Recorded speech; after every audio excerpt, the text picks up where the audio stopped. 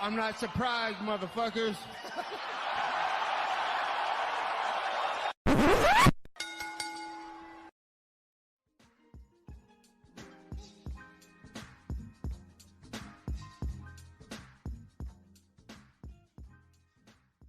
What is up, ladies and gentlemen? Welcome back to the Courtside Soundoff podcast. Once again, I'm Josh and Angel Ortega. As always, welcome by the one and only man of the hour, too sweet to be sour, my friend and yours, future Jiu-Jitsu world champion, Angel Ortega. We got a lot of stuff to talk about this week, boys. And by a lot, UFC 313 went down over the weekend, Saturday night, Las Vegas. There's a event happening Saturday night in the UFC Apex, allegedly.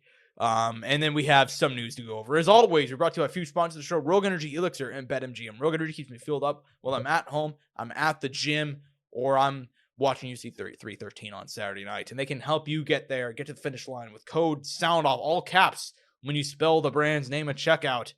Meanwhile, ELYXR, the Delta 8s, still around, boys. They got, you can get Delta 8 any Formula 1, man. They got gels, joints, they got gummies, they got it all, and you can get it all for code SOUNDOFF, 10% off at checkout. All caps, once again, when you spell the brand's name. Lastly, our friends over at BetMGM, who have been doing some great deals. I got to shout them out right now. They've been giving out a lot of free bets lately. This is not even a part of the ad read. They've been killing it over there at BetMGM. If you follow that link down below, and if you're not signed up already, you can get up to $1,500 in bonus bets paid back if you don't hit with your first offer.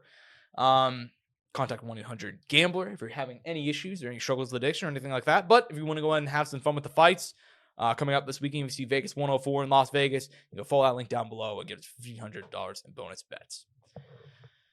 But, Angel, before we talk about UFC Vegas 104, we have to discuss UFC 313 going down, Dateline, Las Vegas, Nevada, T-Mobile Arena in the main event. We know the story. Alex Poatan Pereira taking on Magomed Ankalaev. This one wound up being a controversial one. In the end, it was and new on Saturday night. Magomed Ankalaev, unanimous decision win. Michael Bell, Derek clearly scoring at 48-47. Sal D'Amato, Sal coming in hot with a 49-46. This is one of the most 50-50 results in a long time. And I will say the fan response, a lot of people crying robbery. And if you're coming here expecting us to cry robbery, you've picked the wrong podcast, my friend. We are not. I understand. I love Alex Pereira as much as the next man. I love Poatan. The story's been incredible. Hopefully the rematch, he comes and throws more punches. Because that, in my opinion, I'm seeing a lot of people very angry at Magomed Ankalaev, and I get it. But I feel like a lot has not been said enough about Alex Pereira's lack of performance on Saturday Night. Angel, give me your thoughts. I know that we talked a little bit in the green room, or I texted you as far as like what you thought on it. What'd you make as far as you've had a few days to kind of sit on the fight? What do you think? I mean, man, one of my regrets right now is not rewatching the fight. I need to do that at some point just for my own personal sake. But man, I mean, and I don't know if you feel the same way or not, but the fight did not play out at all how I thought it would. You know, I thought it was to be very different. I thought there was to be instances of Alex on his back. I thought there was going to be I thought we were going to see a more hurt Magomed Ankalaev, a more compromised Magomed Ankalaev. I thought there was going to be a lot more scrambles.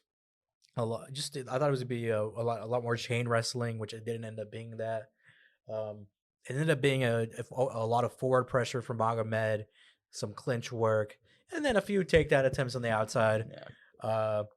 Poatan with his own throw in there too, by the way, and showing, by the way, way better takedown defense. Like, I don't know if you want to say elite yet, but yeah, a very high level of takedown defense. I mean, no, I mean it was not at all what I expected. I mean, as far as the fight results itself, I mean, I wasn't in disagreement. I thought I thought Magomed won. I didn't realize there was such a split though until like not even like it took me like 2 days actually to even really figure it out. I wasn't on Twitter too much. I wasn't on YouTube watching any videos. But once by Monday and Tuesday now, as I got on YouTube, started listening to the podcast, going on the internet more, going on Twitter, Reddit, that's when I saw the split, where the split came. Mm-hmm. And yeah, no, I was actually a little surprised. I mean, it was close by. It seems to be that the swing round was round 3. There's people that think Magomed won as like what was it? Was it Derek Clearly or Mike Bell at the very or Sal D'Amato who had to like? It was Sal D'Amato who had the 4 rounds. I mean, some people think that, some people don't. Some people think Poatan 3-2. Some people think 3-2 Magomed. Some people are thinking 4-1 Magomed. I mean, there's a variety of scores here. Clearly, it was not an easy fight to come up with a result. So, and look, we're going to get another result. To say this is a robbery, I think is just a lie. There was a robbery on this card, and Martin Santos and I can't think of the kid's name. I need to look it up right now. But oh man, let me look at his name real quick. So I don't. Francis Marshall. That if we want to talk robbery, oh yeah, I mean, that was. I mean, if we want to talk about robberies, and man, I am a Marion Santos enjoyer.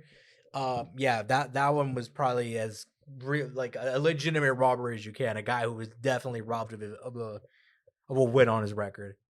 Yeah, you look up the MMA decisions, a split down right the middle, kind of for the main event.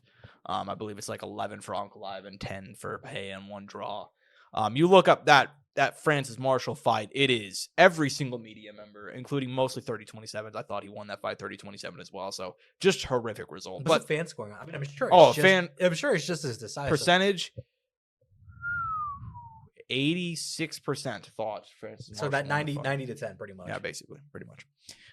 Yeah, ridiculous. But as far as the main event, I had no issue with the scoring. And look, the fight did not, just kind of add on to what you're saying, absolutely did not play out the way I thought it was going to. I thought, honestly, thinking about it, I nearly texted you. It was like, yeah, man, I'm switching my pick to Pereira because I rewatched Ankalaev versus Jan Blachowicz. And those leg kicks, and you got to give credit to Alex Pereira. He had the right strategy, came out, threw a lot of leg kicks. The issue, he did not throw much more than leg kicks. I thought the fact that he barely utilized his jab was horrific. He only threw like 1 or 2 memorable jabs the entire fight, and both of them landed clean. Did he even ever get to really unleash that like signature left hook? I don't even know if it ever really came. No, it never did. And a lot of that has to do with the fact that Magomed Ankalaev, he's probably thinking like, okay, I'm going to pressure this guy up to the fence. I'm probably going to, do a lot of feints.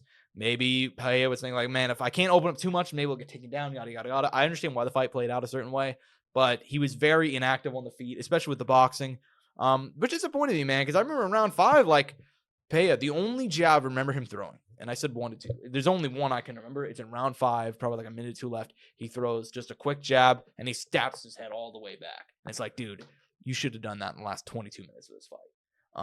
He just wasn't very active with the boxing. He landed great leg kicks. And I understand that some people are like, well, you can't wall and stall and win a UFC title. And I get that mindset. But whenever both guys are even in the striking and you have one guy with like 10 minutes of control time against the fence, that guy's going to win. I'm sorry. That's just the way MMA's play. And I understand that's like, oh, you take damage above all else. Damage was pretty even. In fact, it was Magomed Ankalaev who in round 2 landed the biggest shot of the fight by rocking him in the final second. So, and maybe you can add on to this because I think a lot of people are forgetting that obviously damage is value, but you also got to think about you also got to take into account that there is other scoring criteria when one thing is even or close. You go to the secondary scoring criteria, and then you give value to that, and then you see who leads in that, and so on and so forth. If you need to go down as is, I think people are still hell bent on damage, which is very true. Damage should will by far be the number one category when it comes to scoring and should be like the thing you're seeking out. But the thing is, when there isn't much damage, and granted, when a guy's minimizing the damage and reducing it, then you got to go to the follow-up, which is what is a control or whatever after that. Yeah, I mean, they damage is correct. People are correct, but I feel like there is, so happy you said that, by the way. There is like a major misconception. Guys, damage counts. I feel like I'm Luke Thomas right now, fucking being like, damage does count, but the intricacies of the scoring are still prevalent whenever, like, just and then once again, dude, like Magomed actually outstruck Poatan. Yeah, that's what makes me feel like I'm having a stroke. You look at the strike counts; he outlanded. And granted, that's once again Luke Thomas here. That's quantitative, not qualitative. So, dude, the average Luke, and I love Luke, so I'm not taking a shot at him when I say this. You ask Luke Thomas a question like, okay, what do you like? Do you like pizza or burgers? It is like, well, see, the thing is that, well, I like burgers. Because I'm saying I like burgers more than pizza does not inherently mean that pizza is therefore lesser than a burger, which I might have at a nice day out. But perhaps maybe I'm having not as nice of a day. Perhaps I would want a pizza. It depends given on the day. perhaps my answer. But we got to reel it a little back. Reel it back in. The fact that people are saying that like Alex Pereira, they're acting like he went out there and just beat the shit out of Magomed Ankalaev. Was just like holding on for dear life. They're acting like it was Mario Bautista, Jose Aldo. You know what I mean? Also, it's not like this guy isn't gonna get a shot at this again. It's not like Poatan didn't show good things. Yeah, in the next fight we're gonna get a rematch. Rematch already. Like Ankalaev said yesterday. Hey, we've already spoken to UC. Rematch already in the works. We gotta give credit. This guy won during fucking Ramadan. Yeah, I mean, dude, I understand that, like, I get why people are shitting on our boy Magomed Ankalaev, because let's be honest here, Big Ank, it was not the best fight. A lot of people hated him for heading into this fight and so on and so forth. And the way he won and the fashion he won, it was not the decisive thing you want to see from a guy becoming champion. You just want to find out, like, finality. You wanted some sort of like big bombastic ending. The decisiveness. But you don't always get that, man. Henry Cejudo ended Demetrius Mighty Mouse Johnson. The greatest title reign in UFC history ended in a split decision. And then never got a rematch. Never. God, fucking damn it. But anyways, yeah, I mean, never got a rematch. But I'm totally not mad. It's been 6 years. It'd be crazy for me to be angry about it. But yeah, man. So negotiations are already underway for a rematch with Alex Pereira. So we're gonna see it next, and yeah, man, should be fun. But no bullshit, don't they want it kind of quick? Well, Pereira is pretty active. We don't really know when they're gonna do it. Like almost pushing like a late summer, like almost right before fall. Like yeah. With some of the I heard some interview or something like that. Could be totally incorrect. Ankalaev said this is according to an interview with the Russian state television. The negotiations are ongoing. At the moment, I don't know who will be next to me, but we agreed instantly. If they want a rematch, we are ready. That's what he said. So no real timetable, but let's be honest, Alex Poatan Pereira. I think it also depends if Alex is healthy, because who knows? Maybe he had some long-term injuries. Maybe he's been dealing with so much activity. Exactly. All this stuff. And on top of that, Blachowicz Oberg is about to happen. Potentially one of those guys could be slated to do that. And no matter what, whoever wins there, that's going to be the next opponent for whoever's champ post that fight. Exactly. I mean, look, like I said, I think Poatan has some good things that he could take away from his fight, from this fight going into the next one.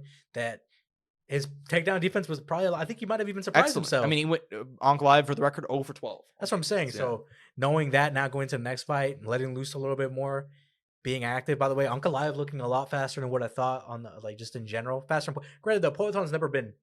He's not slow by any means. He has a certain pace that works very well. Yeah. But it's definitely not nothing insane in comparison to what some of the other fast fighters that we've seen throughout time. But no, it was, I mean, dude, you can't deny it was still a fun event because of or at least the fight was still good in the sense of like you didn't know what could happen at any moment, right? Because with Alex in there, he's dangerous until the very last second of the fight, you know. Exactly. With Magomed Ankalaev, like what's going to happen if a takedown does get given? What if he does make his way to the back? What if he does sink in that choke? You know, there were still a lot of elements that made this fight exciting, despite it not maybe being the exciting big thriller that people wanted out of Poatan and Magomed Ankalaev. Exactly. And the fight itself was not the most exciting thing. And I got to be honest with you, everybody's talking about like the UC, their star power problem, and how much of a role this played. I got to add on to that and just say, it's one thing for Alex Pereira to lose. For him to lose in that fashion, controversial, even though I agree with the result. It was controversial. It was very, very close. Not the most exciting fight.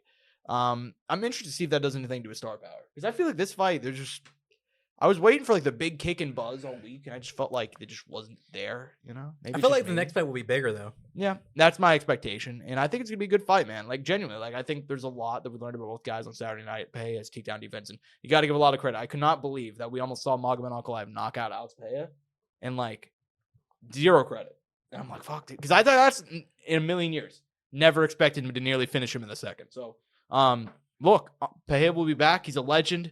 Magomed Ankalaev, he's just now starting his run, and good for him. You know, is he the most exciting guy? I still can't tell if he's like a fun fighter who just has bad fights occasionally, or if he's a bad fighter who occasionally has fun fights occasionally. I can't tell which one. You know, I mean, it can be both. Yeah, why can't it be both? You know? Yeah, you're right. Speaking of fun guys, man, I gotta say it. What the fuck was the betting line? Like, why did Justin Gaethje enter the UFC 313 co-main event as an underdog? Which made no sense. I told you I thought he should have been a favorite, and I picked Fiziev. Full disclosure, bet on Justin Gaethje. So yeah, I mean, I just couldn't believe he's underdog. Ends up winning you by unanimous decision. Almost looked like a repeat of the first fight. Fiziev coming out hot in round 1, rounds 2 and 3. Gaethje just storms back, especially in round 2. The uppercut, knockdown, nearly finished Fiziev. Great stuff from the highlight. He says afterwards he wants a title shot. Don't know if we'll get it, but Dana didn't seem entirely against the idea of the 313 post-fight press conference. What did you make of the highlight getting the win on Saturday, man? I mean, good, man. I mean, look, he was the guy who had the full camp, wasn't coming in on short notice, had already beat Disappointed previously. Like, the ball was in his court to find success. I just went for his physique because I thought he had a great chance, just because of how the first fight went, because of the skill set he has, and also because Justin did have that horrific knockout loss not too long ago. Yeah. And I mean, there was just things that I thought could have gone the other way, but I wasn't estranged to the, like I told you, like I said it on the podcast, I'm not gonna sit here next week and be like, oh my God, Josh, oh my God, how did I not see this coming? How was I blinded to it? Like, no, that was not at all what I was gonna do. Yeah, no, same. Yeah, I mean, great stuff from Justin Gaethje. I mean, I don't know what I expected after the knockout loss to Max Holloway, but he came out there, chin up in the air, swinging and banging like nothing ever happened. So, and to be fair, he did it the right way. He took almost a full year off. He gave himself the time, and he's back, and he's just as viable. And here's the thing, dude. Like, this UFC lightweight division, we talked about it. They won't fucking leave. Dustin Poirier, Justin Gaethje, fucking Dan Hooker. Like, as funny as it sounds, like, once again, like, one of the old guard has now blocked the path of the younger guard again, and it just keeps on happening. Oliveira, throw him in there too. He's an old dog at this point. It's ridiculous.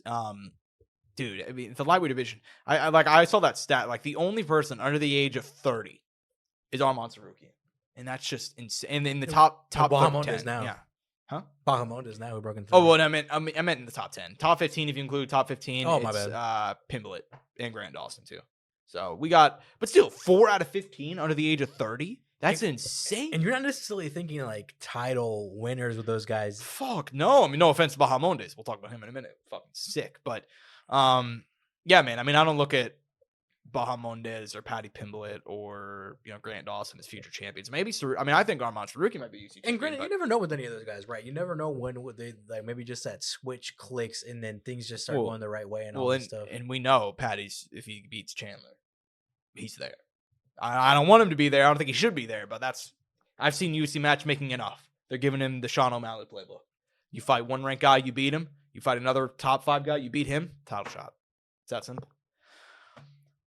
Our next man up, Ignacio Bahamondes, will not get that opportunity. He won't get that pathway, but he did get a slick submission win over Jalen Turner on Saturday. Triangle choke, 229 into round 1. Afterwards, this is really the bigger story. Bahamondes, great performance, 27 years old, out of Chile, 3 wins in a row. Great stuff from him. The bigger story, Jalen Turner, 29 years young, hanging up the gloves.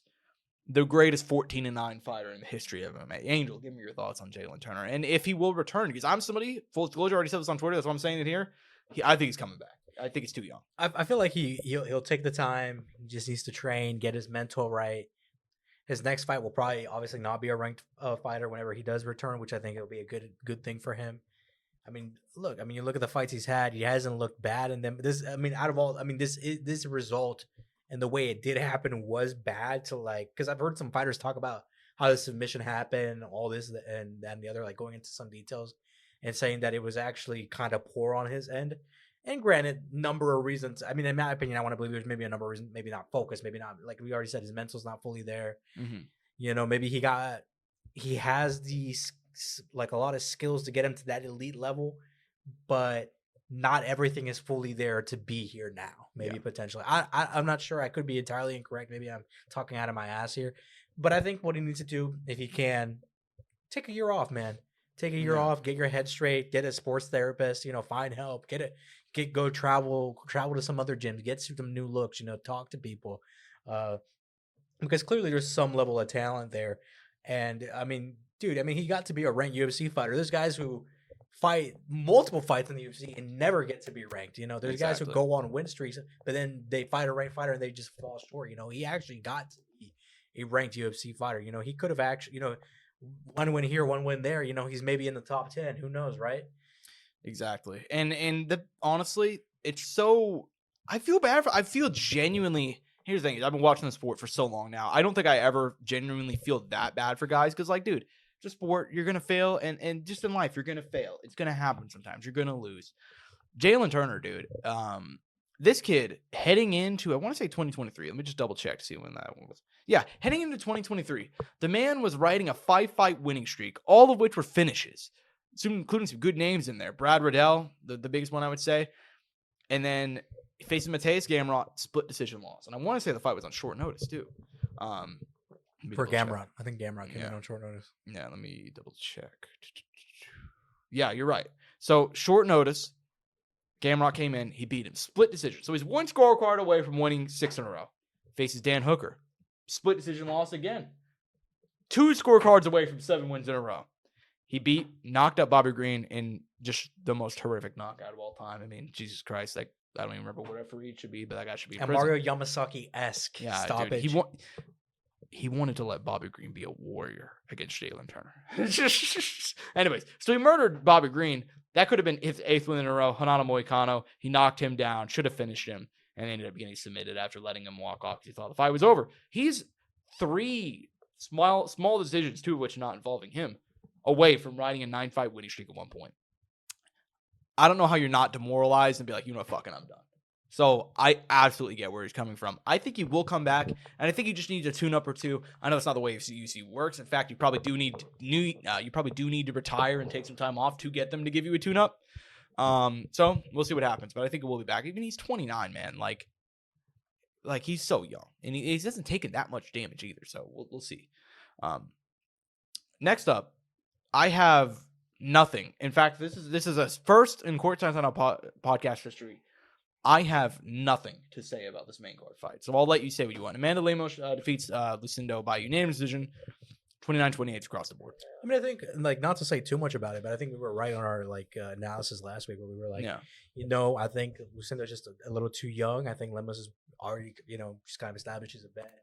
Body-wise, she's got her body where it's at. She's gonna probably maybe outmuscle her, maybe be a little stronger than her, and it kind of ended up being kind of the case during the fight. I mean, it's not too much to say there because of that, especially because there's no it would, if Lucinda would have won this, there would have been some major ranking implications. It's just that it went the other way for Lemos, and she kind of stayed where she has. And in the case of the other gal, man, why am I forgetting her name now? Lucindo, right? Lucindo, Asmin Lucindo. In the case of Lucindo, she's still young and still in a good spot in the division. Nothing much changed for her, which isn't bad. This actually wasn't a bad fight for both sides. It's just that not much is going to happen. Not much coming out of fight happened for either one of them. Mm-hmm. Yeah, exactly. Yeah. So next up on the main card, we have, dude, I got a lot to say about this guy. Man, this guy, I mean, I don't know what I expected, but holy fucking shit. Mauricio Ruffy. I mean, knockout of the year, right? He's locked that shit up, and it's March. He's locked that shit up. Spinning wheel kick decapitates King Bobby Green. And whenever I say decapitates, I mean, what the fuck was that, man? I mean, it instantly, boom. It's one of those, the second you saw the shot connect, you're like, oh, it's over. There's not a doubt in your mind. Fight's done. Holy shit. Let me double check. Is he ranked now at lightweight? No, he's not. The shot went to Bahamondes. So still looking to get ranked. But, dude, give me your thoughts on Mauricio Ruffy. He is officially for real. In case there were any doubts. I mean, for real to an extent, right? I mean, we haven't. Oh, well, we've only seen so much. I mean, but as far as he's capable of producing these big highlight real moments. Yeah, that's what I mean. Yeah. 1,000%. Yeah, 1,000%. As far as elite level and how far he can make it, I don't know yet. I'm not gonna psych myself out. I have my doubts to an extent, but you see what it could be, though. You know what I mean? Yeah, I mean, dude, I don't know if he'll be let me say, when I'm saying for real, okay, he's at least a top 15 guy. Potentially. He's basically 16 right now. You know what I mean? Obviously I don't know the rankings, but that's generally how it works. Whenever you beat a guy like Bobby Green, who's been ranked forever, you're generally right there. So we'll see. Maybe he'll be ranked after his next fight. But the point being, at the very least, he is, because all of these fighting nerds guys, I feel like they've had kind of a big breakout performance, except for him. He's had 2 good wins, but we're kind of looking to see, all right, can he do a little bit more? And that's why they put him in this spot. This was the one, yeah. This was the one. It catapulted him. And goddamn did he look good. Who do you call out? Benil Dariush, I believe? Benny? I think you might be right. For a fight night? I mean, it doesn't matter. I think at this point, give him any big, irrelevant, or not, just any ranked 55er, and it'll be a good fight, hopefully. Yeah, that's the way I feel. I mean, if you look up I mean, Benny's not number 9. Let's just fucking run it, dude. Let's just go. Let's fucking have some fucking fun. All right. Mauricio Ruffy, the real deal. Knockout of the year. It's very rare to see somebody lock it up in March, but it's gonna be really tough to I was very happy because I mean, I told you I was worried about this fight because for a moment there, you saw the instances of where they were just standing. Yes. And I was like, that's what I thought the fight could turn into. I was like, oh fuck, Angel's right, dude. Long term. But at the same time, though, I saw him when he had him against the cage and he had the hands down. I'm like, it's coming. Fuck. It's coming right in. It came. It came. And yeah, I didn't think it'd be that though. I thought like I knew the danger was there, but I didn't think it'd be like that. Yeah, man. And whenever he came, it all over the octagon. Jesus, it's usually me. Yeah, right. Normally at home. So yeah. Next up, I mean, normally I'm like, hey, let's prelims. We can just skip down one. Joshua Van. I mean, this one was no secret though. You kind of thought that no secret, but. Dude, I fucking love this kid, man. Granted, though, right? Sort of slick guy. Look, it wasn't a good performance because he didn't let the hands go. You could tell the striking is not fully there. He needs like Joe Rogan said, that kid needs like a year in Thailand and we'll get him right. But he did get a ban in that position down on the ground one time, and there was still danger there, even though the performance didn't end up being good. And then at the end, he got lit up with body shots, and he you could clearly see there was a gap in skill there, like. And the band took care of that. I don't know. I mean, I'm sure people kind of hated on him a little bit for it, but hey, man, he's young. Oh, I mean, dude, he's been able to fight the way he has for this long and win. Of course, he's gonna stick to those guns, and it's exponentially like if he dedicates time to develop the striking. I mean, dude, with the kind of abilities he has on the ground and the kind of submission abilities he has, and if he even gets like half of that to a striking level, oh, dude, I mean, that's one dangerous kid right there. Absolutely. I mean, both of these kids are dangerous. I mean, I saw the stat. This was the first fight in UFC history where both fighters were born in the 2000s. So 2000s, babies, stand up. Like, it's our time, okay? Did fuck me up that I think, let me see, when was Joshua Van born? We're both the same age. I'm older than both men. So that kind of fucks me up a little bit. But hey, love it. And I think, dude, like, I'm happy you gave props to Raystar too, because sky's still the limit for him, I think. 10-1, still, like you said, throw his ass to Thailand for Bangkok start. And he's like 22 or 23. Like, yeah, that's not like, yeah, he's 22. So Bangkok Ray is coming back, man. Yeah, let's see it happen, man. They know what they need to do. Dude, both these kids are so young. I think they're gonna be top 15, like for a long time.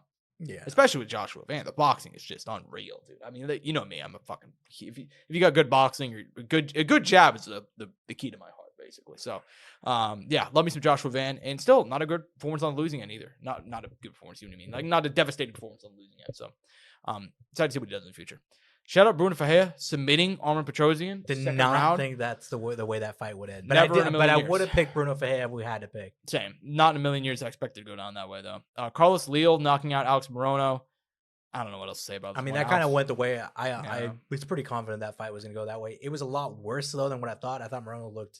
I mean, dude, not gonna lie, that looked like the beginning of the end. I don't want to say it like that, but it did. This is why I said before, whenever we were previewing the fight, I was like, oh, I thought Alex Morono was like 38. What do you mean he's only 34? Because he moves like a 38 to like 43-year-old man out there. He's got a lot of fight miles. He's got a lot of fight miles. And he's lost 4 of his last 5 too. So devastating stuff. But maybe he's at that point where, like, let's just give him, I mean, just give him some fun fights. And granted, though, I think Carlos Leal in the way was supposed to be that because they're not like 100% sure where he's at. Yeah. Alex Morono is kind of like still like he's still a hard fight for anybody, man. You know what I mean? Exactly. You're so yeah. It's not like this fight wasn't supposed to happen. It's not like he was fighting Carlos Prates, or yeah, a guy like that. I get you. Yeah. I mean, as far as the rest of the card, I mean. Oh, well, we already talked about this one a little bit. Myron Santos defeating Francis Marshall. I mean, we already said it. Terrible decision. I mean, it's probably the worst decision of the year, and it's not even close. Definitely in the lead. Worst decision, actually, I've seen in a minute. Because even then, like, you think back to like last year, like, for example, we're on MMA decisions right now. I already have it pulled up. They have their most controversial decisions of 2024, which is, like, genuinely, are any of these worse than that result, Francis Marshall on Saturday? No, but how Bautista versus Aldo is the only one I could. I mean, Volkov, but I mean, yeah, that God Volkov is worse than it, but I mean, but I think that's because of the implications that came out of Yeah. that fight for Volkov. yeah, like this is a worst overall, just judging fight to fight. This is This was Yeah. bad. And granted, I need to give it a rewatch. I saw some. Was it John Morgan? I saw some journalist trying to argue for Santos. maybe somebody, but I mean, if they are, they're not verified by MMA decisions, so Or at least they didn't. they didn't say the scorecard. Yeah. Yeah, just bad stuff though, in my opinion, on Saturday. Opening up the card, Ozzy Diaz, good decision win. By the You way, know? this fight was like so fucking good. Like I didn't Yeah. expect it to be good. It was a hot mess. It gave me very like early 2000s, early 2010s heavyweight vibes. Yeah, and I don't know what Ozzy Diaz's ceiling is in the UFC, but I'll say this: he's had a couple of UFC fights, 2 or 3 now. Very fun guy, genuinely. I mean, he's fucking name's Diaz, dude. I mean, and he's a fun guy. Excited to see what he does in the future. Yeah, I'll rock with it. I rock with that fight on Saturday. It was so, fun. It was yeah. fun. Well, I think, Good in my opinion, fight of the night. They were up there for sure. Who actually won fight of the night? Was it? It was Gaethje, of course. I mean, yeah, Yeah, I but don't but know. those honestly, those guys No. probably deserved. I wouldn't have hated it if Justin Gaethje doesn't exist. I mean, there you go. Oh, you're not wrong. Yeah. You're not wrong. Yeah, not wrong. Anyway, so Angel, I gotta ask.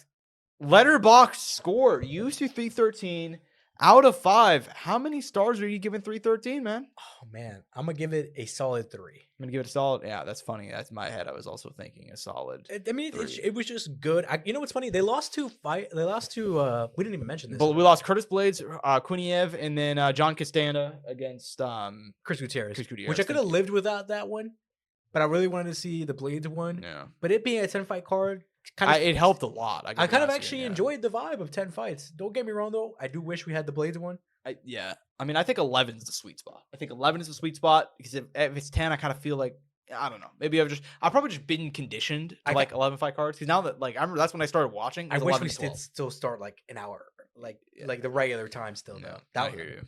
Yeah, no, I was not a fan of it.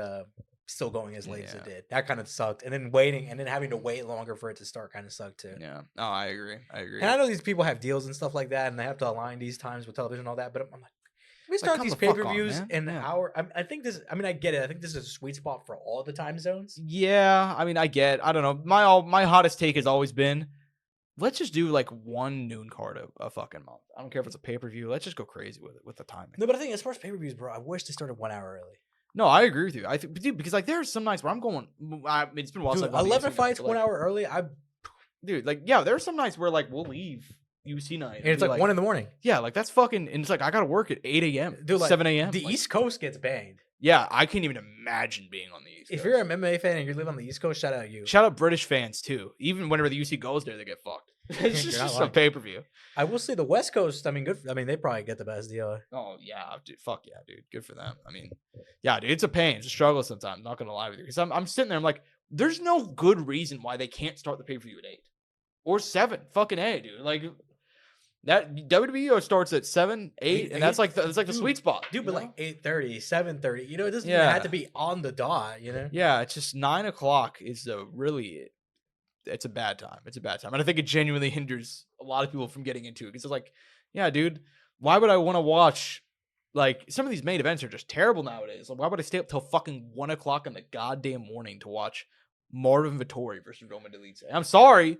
Somebody has to say it, and it's perfect because like that's the fight we're about to preview, you know. But like, come on, nobody's staying up for that. Does this actually have a regular start time?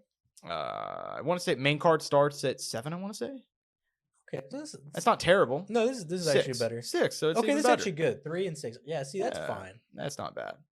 Some of these pay-per-views though are still crazy. But anyways, we'll go ahead and hit off, man, because I just mentioned it. UFC Vegas 104 taking place from an empty UC Apex warehouse in Las Vegas, Nevada. There is a difference. There is a difference between being in the UC Apex and having a crowd full of fans who actually want to see fights. Nonetheless, though, headlined by Marvin Vettori versus Roman Dolidze. These two just fought March of 2023. Marvin Vettori coming away with a unanimous decision win. According to the current line from our friends over at BetMGM, follow that link down below for an exclusive offer. Nonetheless, current offer, Marvin Vettori minus 155, Roman Dolidze plus 130 for this 5-round main event. And I mean, look, man, neither one of these guys is going to be fighting for the UFC title anytime soon. Both of them trying to keep their place at 185 pounds. Roman now ranked number 12, and Marvin Vettori still ranked number 8, but hasn't fought in about 2 years. Give me your thoughts on this fight, man. I'll go with Marvin Vettori. I mean, both of these guys have had a lot of inactivity recently. Yeah. But across 5 rounds, I have more faith in Marvin Vettori winning than I do in Roman Dolidze. Roman Dolidze's on some right spots, but man, have the lows really kind of like turned me off. I had a lot of faith in him. He was a guy that I was actually riding really high on, but who knows? Maybe this time off will show a new Roman Dolidze. For Marvin, I don't know why was he gone so long. I'm assuming like some major injury they had. I believe it was injury because I believe he was booked to fight. Yeah, Brendan Allen, and then he last April he withdrew due to injury. Don't know what the injury was, but yeah. Yeah. So no, Marvin Vettori's been one of those guys. I got to give him credit. He hasn't really gone up, but he doesn't really go down either. He's very much just stagnant where he's at, which is like the top 6, top 8 of the UFC 185 division. So I'm gonna imagine he continues to hold that spot. He's not gonna let Roman Dolidze break through. I'm gonna go Marvin Vettori on this one. Maybe a late finish, if not, definitely a decisive decision. Mm-hmm. Yeah, man. I'm going Marvin Vettori, man. For me, it comes down to the fact that Roman Dolidze, he's actually putting together a solid run right now. 2 wins in a row, but it's Anthony Smith and then Kevin Hall on a short notice. Yeah, one at 205 and another one. At 36 years old now. He's already lost to him once. The only pause is Marvin Vettori's injury, and the fact that he hasn't fought in 2 years. And his last fight was that one where he got like 50-43 by Jared Cannonier, where Jared Cannonier just went fucking Super Saiyan for no reason. Just looked like, I think he like set the UFC strike count record for middleweights that night or whatever the fuck. So yeah, I mean, there's a lot of questions around Marvin Vettori, but I think if he comes back, at a similar form to what he left, he's gonna pull off a decision win on Saturday, maybe in a late finish because Roman, we've seen him past round 3. It's tough, you know. And hey, look, I mean, if I can't fight 15 minutes either, so I mean, Marvin can set a pace. He really can. So interested to see how it goes. I don't hate the main event. It's just probably shouldn't be a main event. You know, but it's also not. It's also not nearly as bad as some of the other ones. I think these guys they can main event an Apex card. You know, they can main event. You know. Oh, that's what I'm saying. Like compared to some of the other ones we've had. I mean, how do you feel about? We just had it, Manel Kape, Asu Amalbalayev, or you know. Mean, granted though, like that was not that bad. I can live with that one. Neil Magny, Carlos Prates, who was unranked at the time. I mean, I at the same time though, I was high on Prates. I can live with. I mean, they're not big stars, but like as far as them being in the Apex, I can live with them. You know. Yeah, fair enough. When I think bad, I'm thinking like Holly Holm versus MBS. You know, like you're not down with that Cynthia Calvillo just eye type action. Yeah, like that shit is rough. Yeah. Yeah, dude. I've got to be honest with you. You know what? Never mind. I still might do that, so I'm not going to tell you. Yeah, as far as the rest of the card, man. Are you gonna do like the top 5 worst Apex shows ever? No, I mean we didn't say it on the podcast. Angel, our beautiful co-host over here, just had a birthday. I've been thinking about buying you like a UFC poster and getting it framed, but I'm gonna pick like the worst fucking event, like just fucking like UFC 208, Jermaine Durandamy versus Holly Holm. Get it framed. What was that random fight night they had years ago with I can't remember that there was some Irish fighter and someone else like. Oh my god, you're talking about Paddy O'Houlihan against Luis Smolka. Were they like the main event for that? They were the main. So originally, I want to say the main event was going to be like if you got me that Honor Fight Night. I want to say.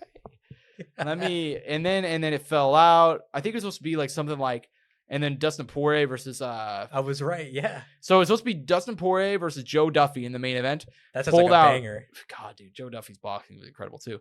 And then co-main event was going to be Stipe Ben Rothwell. Both fights got canceled within 10 days of the event, and they're like, "Well, fuck, dude." And they fought in Ireland. Paddy Houlihan, Luis Smolka.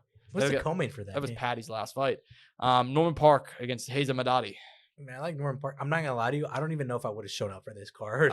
It was a UC Fight Pass card too, dude. So man, that gives you an idea, right? Yeah, dude. That was back in the day whenever they had like those Fight Pass cards. It was just like I kind of miss them because like they were like shitty, pointless fight nights, but like they'd put them in like, hey, yeah, we just got all Irish guys in fucking Belfast or whatever, you know, like they used to do that a lot when they would go out of the country. They'd have like a lot of the guys from that specific country fight on that card. It's funny because that's like the UC Apex cards that are happening today. That's what they used to be. Like that's literally what they cater to these markets and they think them out more and whatever. Same shit PFL does basically. You just go to certain regions. Anyways, co-main event for this card.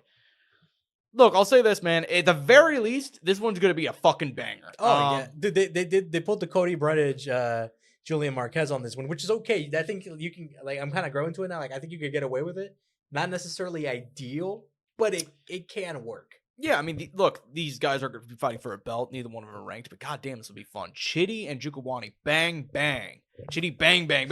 Been around since the Bellator days, man. Brother of Anthony Njokuani, who's no longer around. But you know what? Chitty's killing. No longer fighting. Let's. Oh, I mean, fuck. I don't mean he's dead. I got you, Josh. I don't mean he's dead. Hold on. Wait a minute. Hold on. Get it how you live it. 10 toes down, and I'm still. Oh, good Lord. Yeah, man. Let's fucking go. Chitty and Jukawani riding a 2-fight winning streak, taking on Elizeu Scalesi dos Santos, who murdered Kansas City native Zach Scroggin in November. We advised him not to take that fight, but I mean, you got to get in the UFC somehow, right? Not the fight I would have picked. Yeah, definitely. Never in a million years. Coming event, though, current line, Elizeu Scalesi dos Santos, -190, Chitty and Jukawani, +160.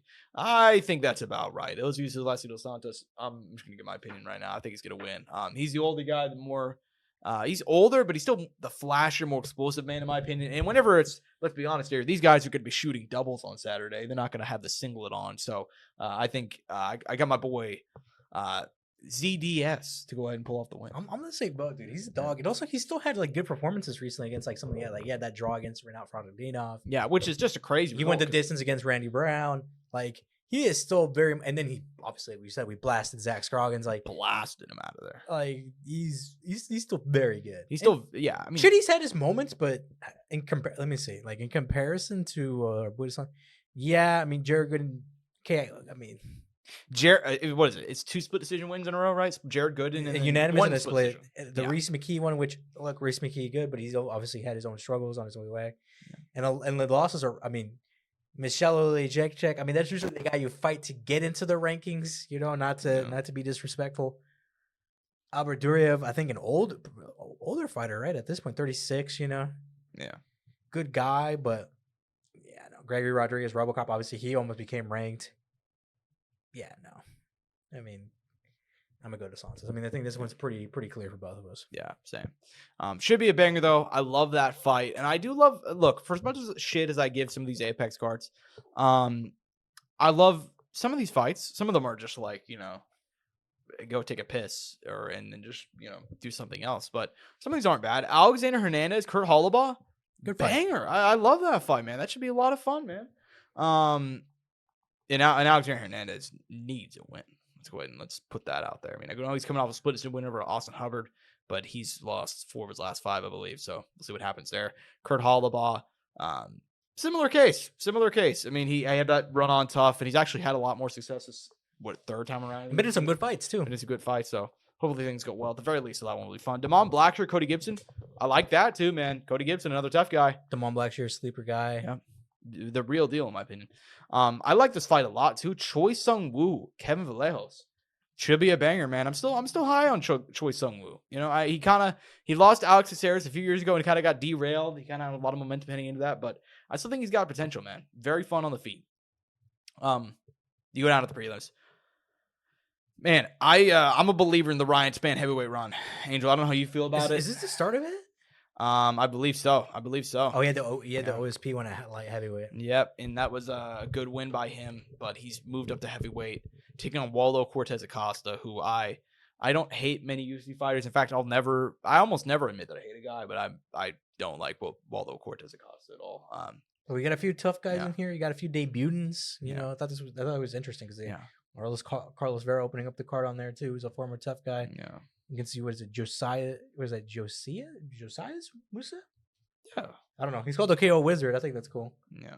In 26. I'm assuming, I don't recognize the name. Yep, official UFC debut contender guys. So you got 2 contender guys opening up or making their debuts on card. He's DR Nurzigulov. DR. I don't know how you say it. 10-0.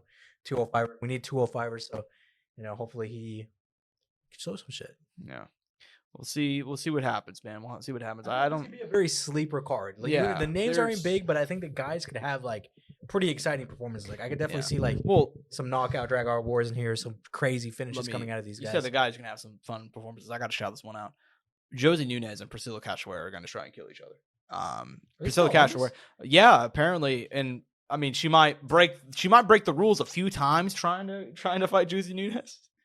But I gotta be honest, Priscilla Caster is like the only fighter I've seen that really takes the attitude of like, they're not gonna call shit. I'm just gonna cheat as much as I can. Like genuinely, every fight there's like 3 fouls, and at this point it's like, if it was John Jones, y'all would love it. I mean, I'm gonna go call that out. But yeah, that should be a banger at 135.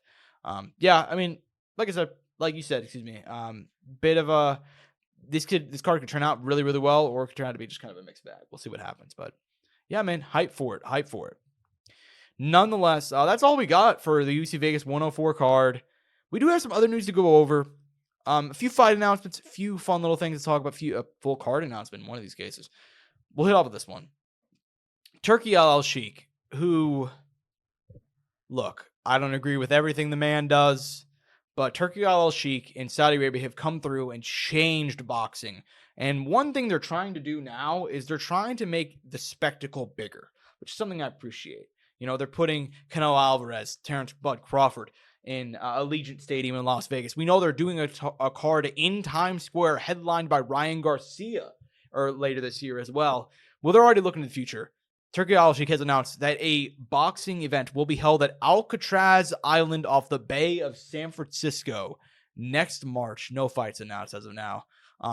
They're trying to make this thing big. They're trying to make it grandiose. Angel, what do you think about this kind of like Street Fighter-esque attitude Turki Alalshikh is taking to fighting? He's just making new stages, man. I think that's cool, bro. Why not? Yeah. Literally, why not? Yeah.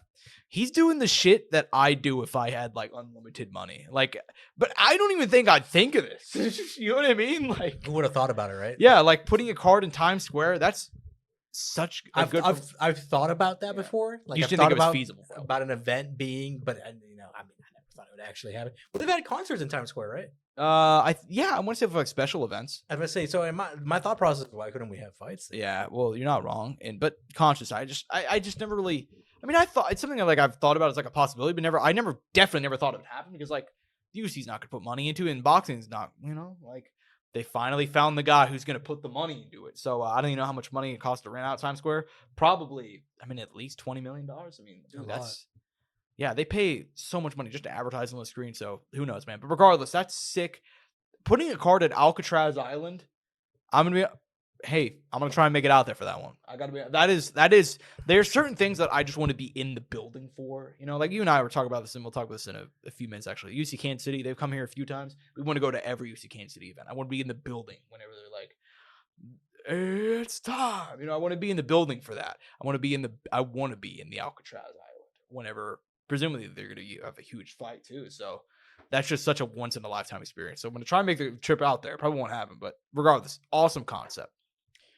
Yeah, man, we'll see what happens is there. And then we haven't had a whole lot of boxing's been kind of quiet right now, just because a lot of fights are, for example, like they're teasing that Tyson Fury's going to come back. They're teasing that they're going to do. I mean, there's stuff. It's just a matter of time before it happens. Exactly. There's these big things. It's just they're just not here yet. Waiting to see.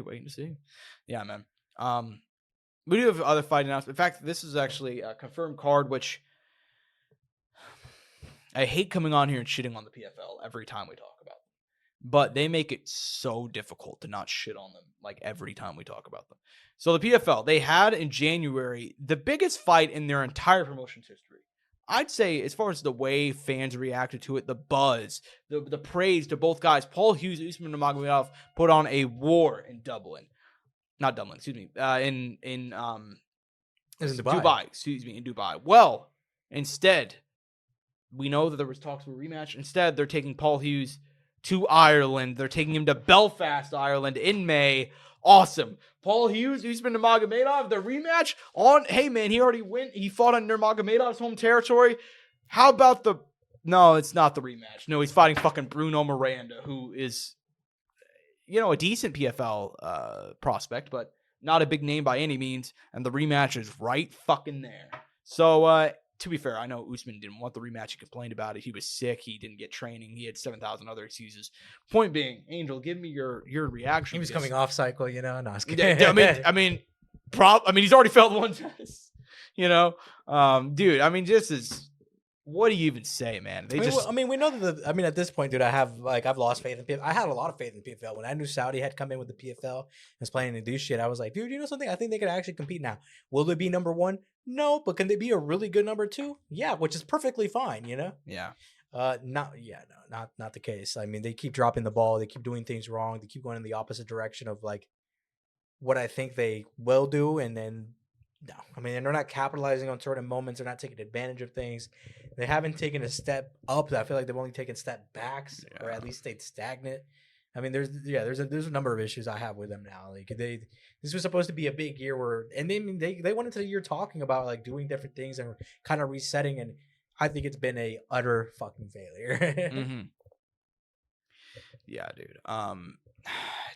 Like you said, I've lost all hope for the PFL. I mean, it is so far gone. Like I don't even know what to really say about this. They announced their recent tournaments, and a couple of them are just like, God, dude, like one of these guys are gonna win fucking $500,000. I do like the lightweight one. The lightweight one, is pretty good. The light heavyweight one, from what I remember, isn't terrible either. And they're even coming to Kansas, so it's like I should be more interested. But it's like, dude, like you make decisions like this. Wichita, they're making hate. No hate, full hate. Fuck Wichita. No fucking no. I mean, they've got enough stuff to deal with in the form of not having anything to do. But look, man, yeah, I mean, 3 matches right there. What are you doing? I mean, I just want to, Anyways, and I'm sure if he wins the book 3 match, why even risk it? And why not even book it? Dude, I mean, they're fighting in Belfast. The whole thing, and this is what I pitched on the show last time whenever we talked about the fight. And who knows, maybe they want to show, I don't know, maybe they want to prove that they could do a big show out there with him, like maybe they want to see, okay, how much can he actually bring in Ireland? Like how many people are going to show up for him in Ireland? I think that's maybe the other big thing they want to figure out, because maybe they thought about doing the rematcher, but they're like, let's legitimately see how much this kid can pull here first. Exactly. Which I think is a possibility. Okay, yeah, that's possible. Yeah. Just to give a different perspective on it. Yeah, I don't know, man. It's definitely upsetting. I'm not gonna lie. Yeah, I mean, I even said on the show after like the fight happened, I was like, all right, perfect. Book the rematch in Ireland, and you got a huge show right there, dude. Genuinely, right fucking there. And they heard the part about Ireland. They didn't hear the rematch part, I guess. And obviously, you have to get Usman and Magomed to agree and all that. And I understand he was very opposed. Do you think they're going to have Peter Quilley on this? I don't even know. They still have Peter Quilley. I don't even think they have Peter Quilley. He's going to walk out the zombie again. And you know what sucks? Because I remember like the first time he did it. It was so hard. It went so hard. And he was fighting for the belt too. He had just beaten Pitbull. And then it was like he lost every time after that. And just like in really bad fashion too. Yeah. So he's 0 and he's like he has not won his last 4 fights, 3 losses and a draw. So, yeah, brutal. Probably not going to be on that card. Nonetheless, though, we have three quick things to kind of go over. This one's more of to borrow, because we already referenced them, Morning Combat, to kind of borrow there. Have you seen this shit? Have you seen the video of Marlon Chito Vera chasing off a man who attempted to rob him in his own front yard? No, dude, fuck chase off, dude. That man stood his ground. Yeah, you know what? I say chase off. He did not do any chasing. In fact, he just grabbed a shotgun out of his the front seat of his truck. And to be quite honest, if you don't have a shotgun in the front seat of your truck, are you really a man anyway? Dude, the fact that some motherfucker thought he could walk up into this guy's driveway in broad daylight and do what man. No, I mean, dude, one thing that I love is seeing MMA fighters in these scenarios where they have to defend themselves and like kind of the aftermath of it. I mean, this one was funny because, and luckily this guy wasn't close enough to even try to like stab Cheeto. Yeah. And granted, if he was enraged, I'm sure he would have had. Yeah, I mean, it literally would have been that. You've seen the Justin Gaethje edit where it's like, so a man tried to rob a Ultimate Fighter. That's how they edit Ultimate Fighter, and the Ultimate Fighter's name is just Justin. This is how the guy looked after the fight. And it's just you've seen this, haven't you? Yes. The guy just got the shit beat out of him, and he looks horrific. Yeah, I'm pulling up the video. We're watching it again right now. Yeah, some Cheeto just working on his truck and quickly whips out the shotgun, aims it in. Guy runs off. Yeah. Hey, man. Shout out Marlon Chito Vera, the DTF fighter of the week, man. Always down to fight. In this case, honestly, dude, the shotgun really wasn't even needed. He could have whooped that dude's ass even with that. Come on, man. Cheeto Vera. This is the DTS fighter that we down to shoot, baby. Down to shoot, baby. Dude, you know what's so funny is you sent me this video like a year ago of like somebody was interviewing Marlon. Like, so if somebody tries to rob you, what are you gonna do? Oh my god, yeah. And then he pulls out a gun. Well, he doesn't even pull out. He lifts up his shirt. Yeah, you're on right. his waistband, he has his pistol. Yeah, exactly. Same shit. Literally, he got the real life version of that. So shout out Marlon Cheeto Vera. What a gangster. That's pretty hard. Yeah, you didn't even think about that. That's pretty hard. Yeah. No, I thought about it actually. Oh, okay. You're like, yeah, man. He is. Some guys, they say they're about that life. Marlon Cheeto Vera is about that fucking life, dude. Yeah, shout out Cheeto Vera, man. Couple other things to go over. They're all going to be, these next two topics are going to be relatively quick. Actually, maybe not the last one, but this one matters to us because we're going to be on the ground, not on the floor, but we're going to be on the ground. We're going to be there. We are going to be in attendance somewhere in this building, in some capacity, some form. UFC Kansas City is official. April 26th, T-Mobile Center, Kansas City, Missouri. In the main event, Jamal Sweet Dreams Hill taking on Khalil Roundtree. Tickets went on sale Friday. They announced the full card alongside with it. Some of these other fights, including the form Randy Brown, Nicholas Dalby, Cameron Simon back here against Malcolm Wellmaker, Matt Schnell, Jimmy Flick. That's a banger. I love that. Ikram Al-Zakharov, Andre Muniz. I fuck with that. Giga Chikadze, David Onama, Michelle Pahea versus Abus Magomedov. And then the retirement fight of Anthony Smith taking on Zhang Mingyang in the co-main event. My friend, we're going to be in the building for this one. We've been in the building for every UFC Kansas City card. We're going to keep that tradition going. We'll film some content, obviously, like we did last time. But, Angel, give me your thoughts on this card, man. UFC Kansas City now official. Dude, once again, I have to say, we've been very blessed with these Kansas City cards. I mean, once again, I am a big fan of it. Like it's constructed well. I like multiple other fighters. We got some ranked fighters in there. We got another retirement tier, by the way. Yeah. We had retirements last time. We had the first and only double retirement fight in Kansas City last time. You know, we got vets in there. We got a mix of young and up and comers. Like and we got some local guys in there too. Yeah, it's good. I'm excited. Exactly. I'm excited. What's Tim Elliott though? Kind of heartbroken about that. Yeah, you know, I saw the somebody. This is what I'm gonna pitch. I saw somebody else pitch this on Twitter. This is not my own original idea. Tim Elliott, the NRG, Charles Johnson, put him on UFC Kansas City. Two Missouri boys slanging it out, man. Let's go. It's a little far out. It's a little bit far out, but Tim Elliott doesn't have an opponent. Charles Johnson is very active. I know he just came off a loss. Wild either. No, it'd be 10 versus 15. You could easily do that. Both guys, Missouri guys. He hasn't fought since a December 2023 win over Suma Tajiri. 2 years. Yeah. 1-2 of his last 3, I believe. So actually 3 of his last 4. So shout out Tim Elliott, man. It's damn near 40 years old, still doing the damn thing. So let's put Tim Elliott on this UC Kansas City card. That's a good one. I mean, if we can make it happen, make it happen. He's probably the best of the Kansas City natives, right? I mean, whenever you think about it, I mean, who else? He's the only ranked guy, I believe. I mean, unless there's some guy from way back in the day that I can't remember. Yeah.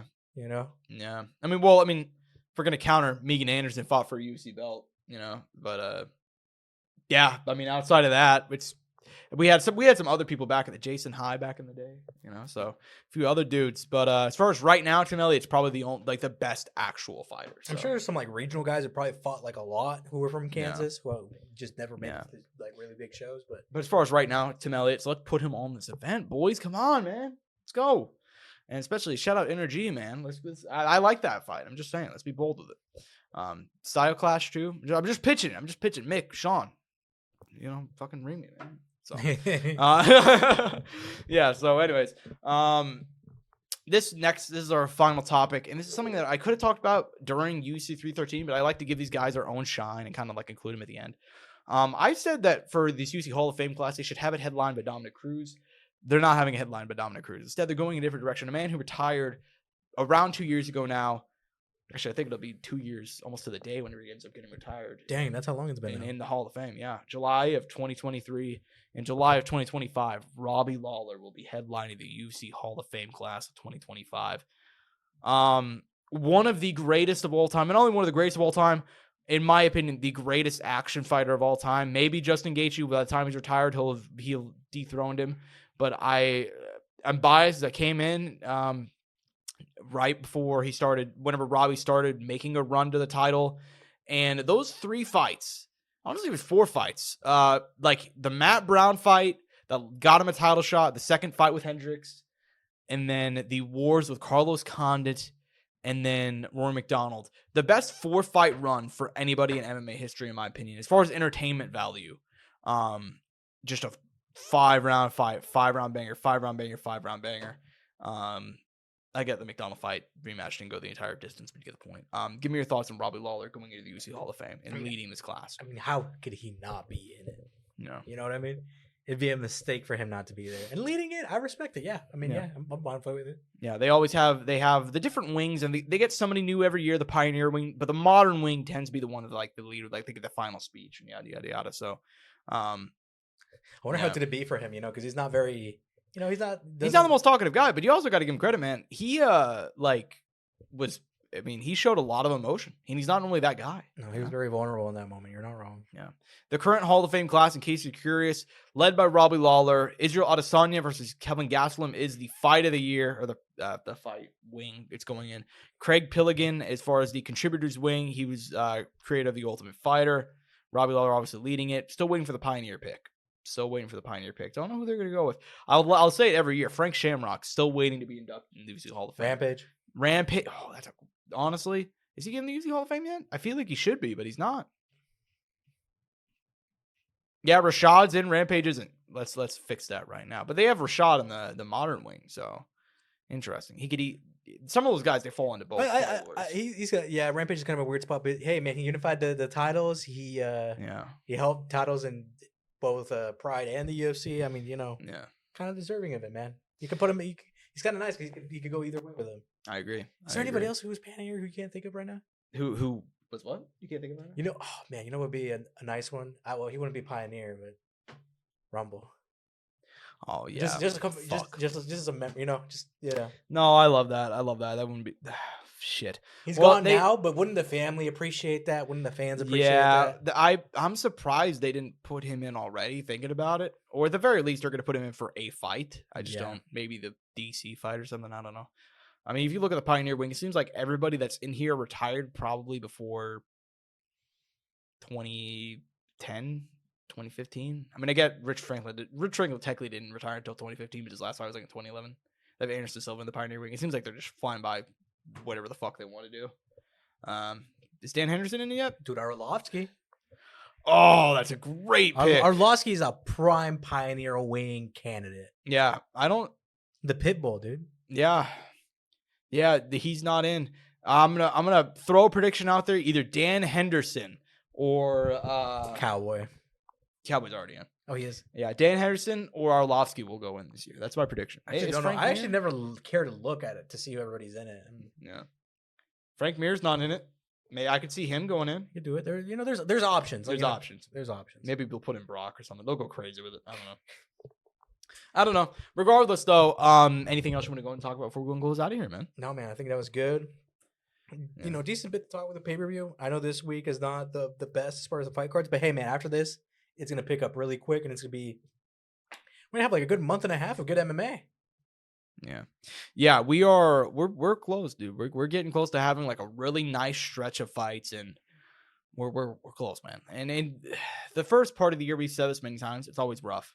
It's always just kind of like. But then once the ball starts rolling, it's nice, man. Yeah, it takes some time, but once we get going, we're at this point we're kind of vets of this. We know the low parts, we know the high parts of the year. It's always gonna happen, man. Exactly. So, excited for it. Excited to see the card this weekend. Yeah. I mean, that's it. That's all for me. I'm at Josh Soundoff on Twitter, at Courtside Sound for all things related to the show. At Angel Ortega _01. I flipped them around. Normally I go me, you, then the show. Fucked it up. So at Angel Ortega _01 for the goddamn, they're doing them again. For the show on Twitter. Yeah, man. I don't got anything else. Follow our sponsors down below. Hope you guys enjoyed this show. We'll hopefully have a longer one next week, but not a lot actually happening. So hope you guys enjoyed and enjoy the fights this weekend. Peace.